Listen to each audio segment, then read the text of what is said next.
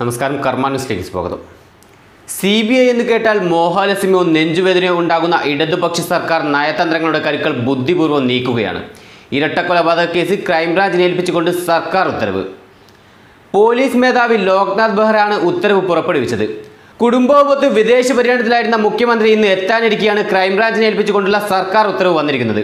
കൊല ചെയ്തവർ തന്നെ മക്കളുടെ കൊലപാതക കേസ് അന്വേഷിക്കുന്നതിൽ കൊല്ലപ്പെട്ട ശരത് ലാലിന്റെയും കൃപേഷിന്റെയും മാതാപിതാക്കൾ പലതവണ അതൃപ്തി അറിയിച്ചെങ്കിലും തികച്ചും പ്രതിഷേധാത്മകമായ പ്രതികരണങ്ങളാണ് സംസ്ഥാന ഭരണപക്ഷ പാർട്ടിയുടെ ഉന്നത നേതാക്കളിൽ നിന്നും ലഭിച്ചത്.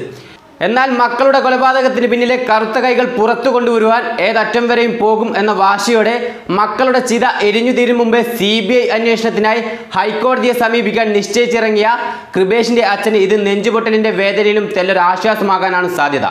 CBI അന്വേഷണത്തെക്കുറിച്ച് പലയാവർത്തി മാധ്യമങ്ങളിലും മറ്റു രീതികളിലും കൊല ചെയ്യപ്പെട്ടവരുടെ മാതാപിതാക്കളും കുടുംബാംഗങ്ങളും ആവശ്യപ്പെട്ടെങ്കിലും കോടിയേരി ബാലകൃഷ്ണൻ അടക്കമുള്ള നേതാക്കൾ തികച്ചും പരിഹാസ രൂപേണ നിഷേധിക്കുകയാണ് ചെയ്തത്.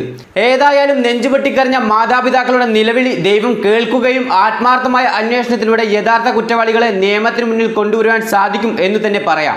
IG S ശ്രീജിത്തിനാണ് അന്വേഷണ സംഘത്തിന്റെ മേൽനോട്ട ചുമതല.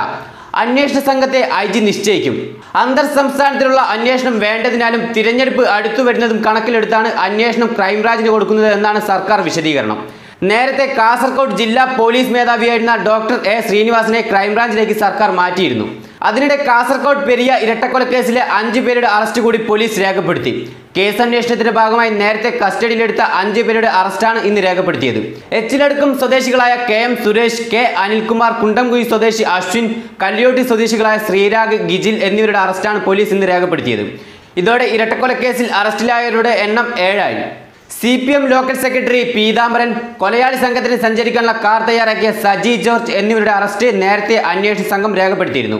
കേസ് അന്വേഷണം ക്രൈംബ്രാഞ്ചിന് കൈമാറിയെങ്കിലും സർക്കാരിനോട് അനുഭാവം പുലർത്തിയാണ് ക്രൈംബ്രാഞ്ച് ഉദ്യോഗസ്ഥർ അന്വേഷണം തുടരുന്നത് എങ്കിൽ അത് വീണ്ടും CBI അന്വേഷണത്തിനായുള്ള ആവശ്യം ശക്തമാക്കാനാണ് സാധ്യത. CBI ആണ് അന്വേഷണം ഏറ്റെടുക്കുന്നതെങ്കിൽ കൊലപാതകത്തിന്റെ പ്രഥമ ആസൂത്രകനെ നിയമത്തിന് മുന്നിൽ കൊണ്ടുവരുവാൻ സാധിക്കുമെന്ന് തന്നെയാണ് എല്ലാവരും കരുതുന്നത്. ന്യൂസ് ഡെസ്ക്, കർമ്മ ന്യൂസ്.